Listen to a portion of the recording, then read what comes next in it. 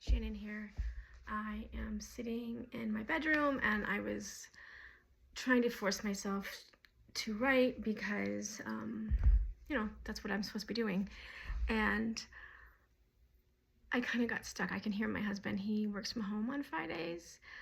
He's a psychiatry resident. And so he went through medical school in his early 40s during the pandemic. And he now works on the border of Mexico, and he works at a nonprofit. So he serves people that, maybe have insurance, but maybe don't. I don't know if the camera's picking it up, but I can hear them. They're having a meeting, and so they do a lot of trainings and stuff on Fridays. And so I was sitting here, and he wasn't an intruder, like he didn't come into our house, but he came on our property. And we found out like later that we think we know who it is, and we think he's on meth, right? So I really, since that happened a day ago, I've struggled to write. And last night was the first time I've actually written anything other than my journal. So I'm sitting here and I'm like, I have to write. This is what I have to do. So I have my candle, and I have my fire, and I have my grandmother's. This blanket my great grandmother made, and my grandmother had and gave to me. So to me, it's very special, and that's what I try to do. I'm working really hard on self-care because I haven't felt like things will be okay. So since Trump was elected in November, maybe even, I can't remember exactly this first date we did it, we made the decision that we would start buying extras of foods, dry goods, canned goods, things like that. And so I spend like an extra $50 every time I go to Sam's Club, which is, at least a couple times a month. And I don't know if you know, residents they're doctors, but they're in training, so they make more like what a teacher makes. I'm not working, and so like we don't have an extra $100 a month. You know what I mean? Like, and we'd put fixing our car and our medical bills on my credit card. So like we pay off what we spend that month, but then I can't pay off the other stuff. It'd be nice to pay off the other stuff, but we're hoping that there's actually tax refunds this year because that would be really helpful. So I was sitting here and I just got back. I actually went to Walmart, which I never go there.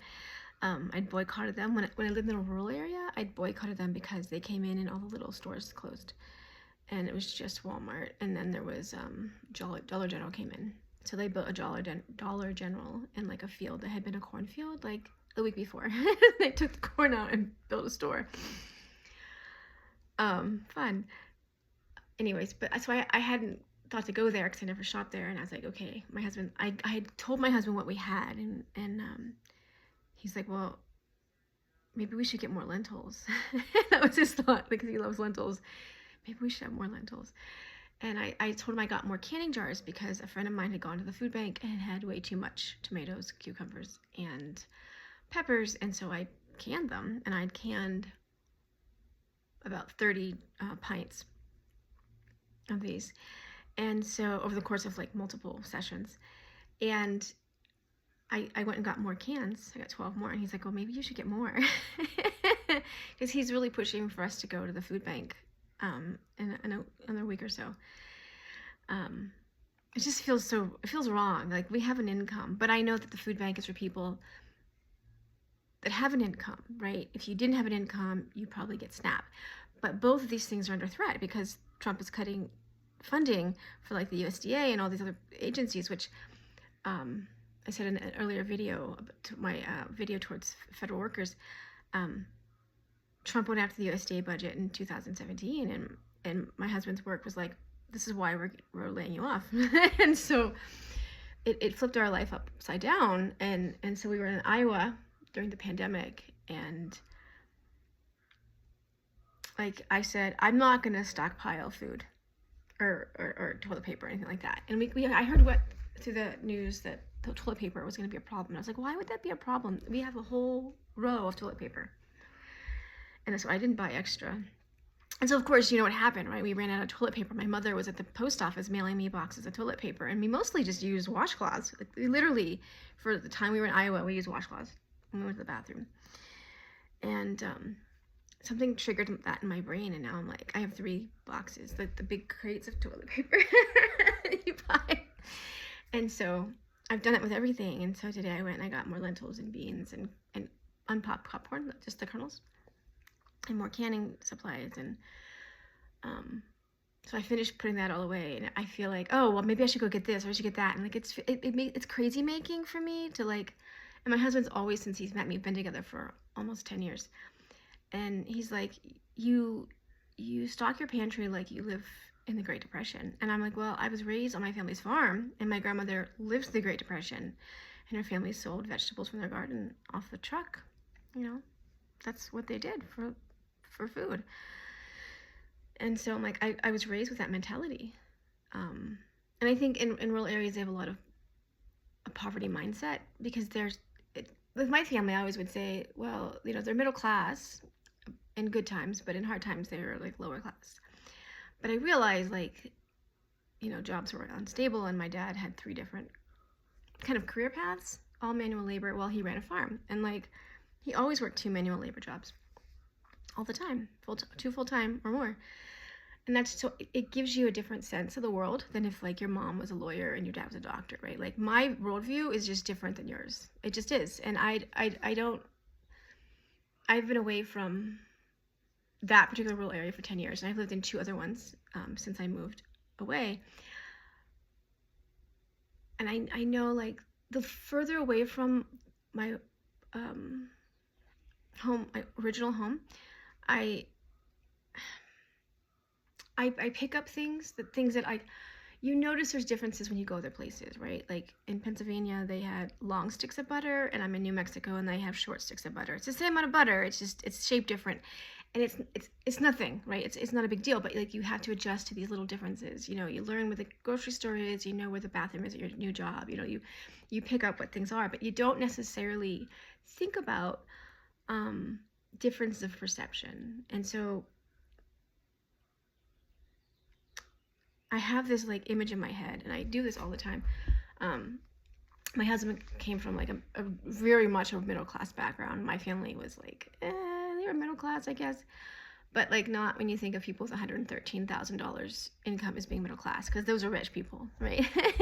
I felt middle class because my neighbors didn't have running water, and so I felt like we were wealthy. You know, like, ooh, we have subflooring, but you know, in the house my dad built, like, subflooring is what's underneath the floor, right? So if you have carpet or linoleum or laminate or whatever, hardwood floor, it's underneath that there's other flooring. So maybe not hardwood floors, but like underneath other flooring, besides that one, there's going to be other flooring. Under tile, it's cement probably, but if it's under carpet, there is something else.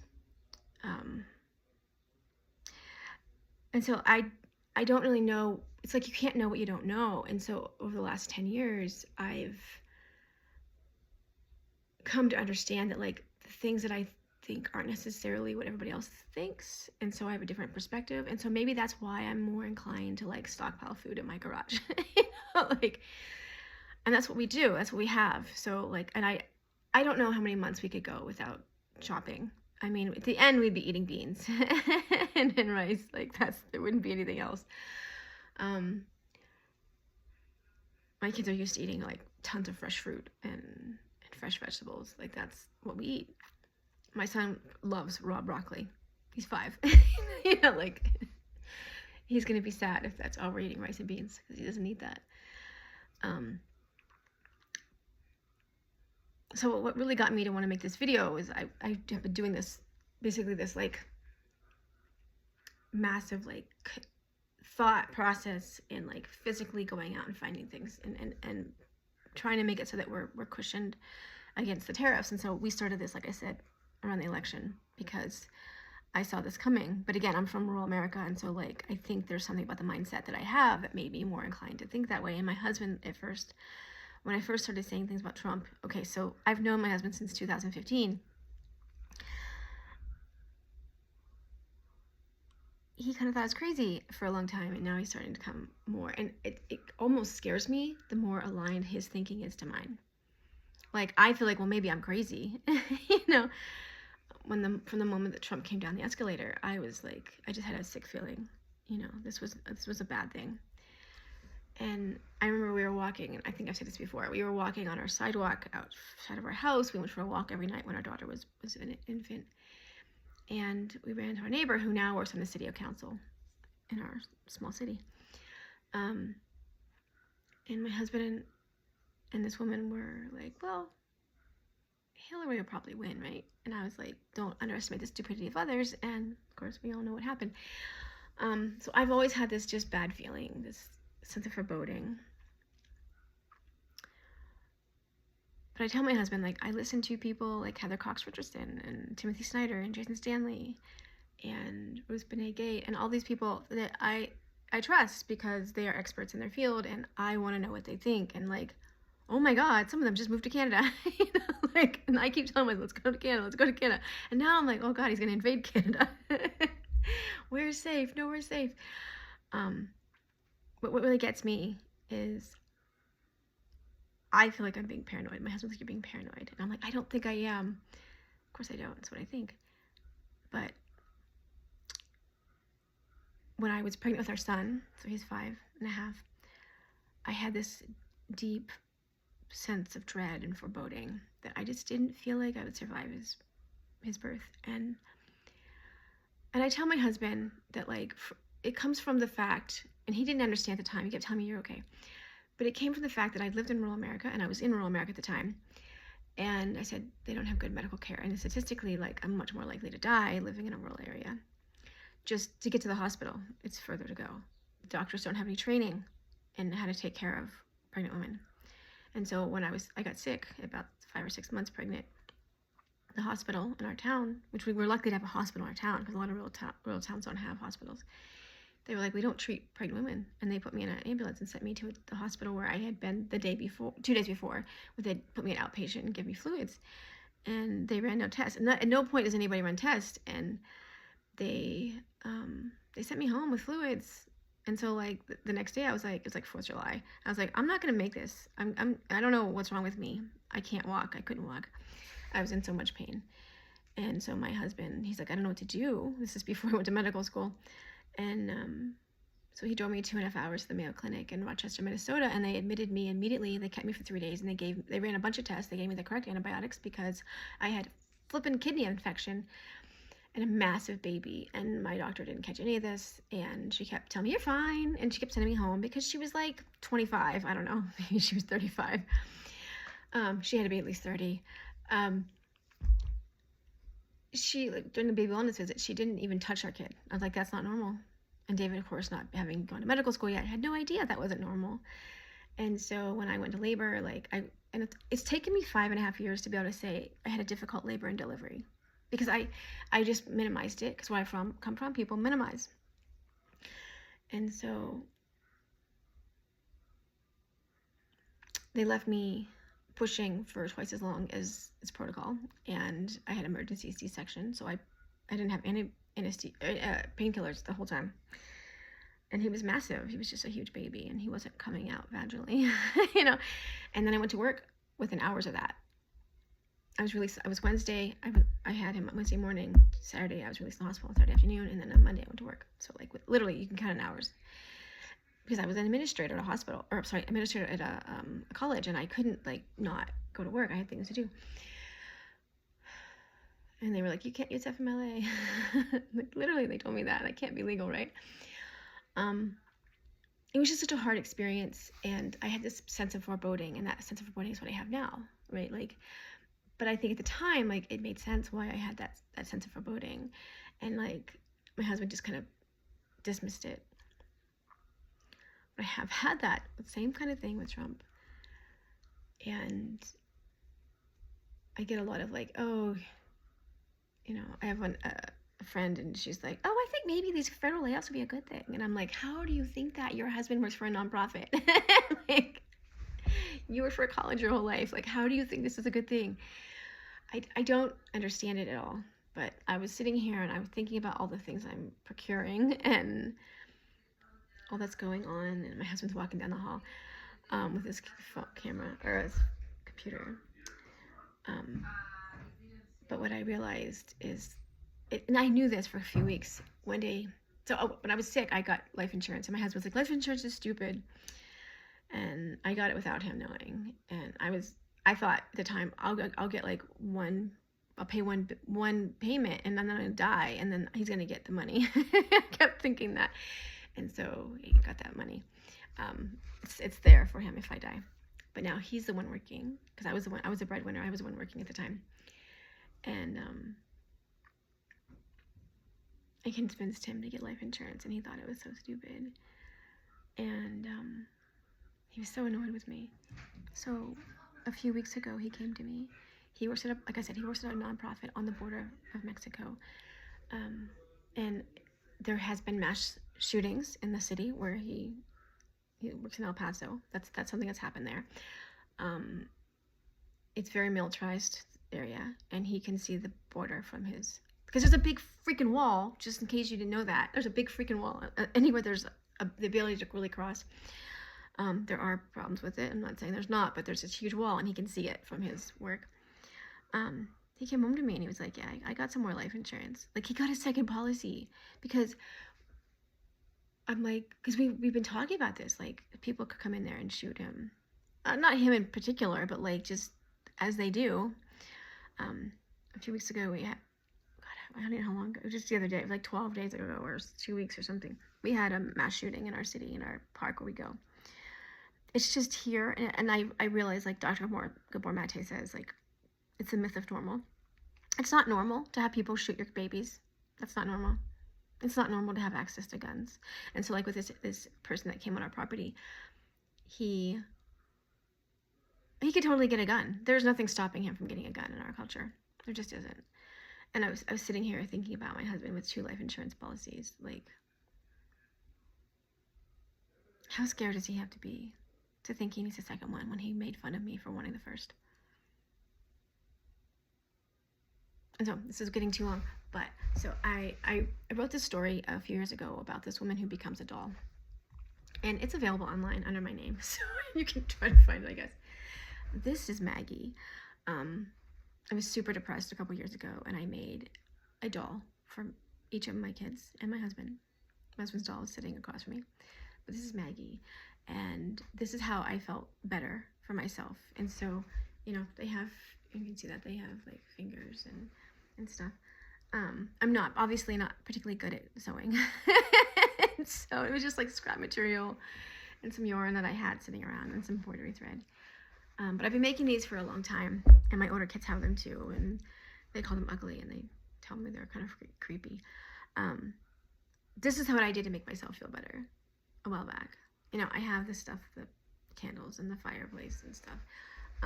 And when all the crap started coming down, my kids were on spring break, and we went to some zoos and things over spring break. And so I bought myself an otter. His name is Audie. And you know what? These things make me feel better. My husband's like, "What are you, a child?" And I'm like, the world is literally on fire. It is. It's just on fire out there. It is. And you're buying a second life insurance policy, and there's somebody that's coming on your property that like is obsessed with you, and it's clearly on meth. I don't know how to feel better. I really don't. I have my hat on. You always know if I have my hat on. Oh, she doesn't feel safe today. Okay. I hope you feel safe. I hope you do things to make yourself feel safe. I hope that you have lots of beans and rice and veggies in cans in your cupboards. I don't know what's going to happen. We keep thinking like maybe he'll just lift the tariffs, because that's what he does. He's just so fickle. And he doesn't have any clear plan or any ideology. We're run by a madman. It's a clown car, right? A madman has a clown car, and he's driving us off a cliff. Like, yay! So this is what I do to make myself feel better. Put my hat on, my fireplace, my candle, put my meditation music back on in a second, and I have my doll, and I have my Audie. And I don't have any advice for you. Like, do what you can to feel better. I hope that it gets better, and they keep saying probably a recession. I'm like, it could be so much worse. I don't have enough food for depression. So I guess good luck and be safe.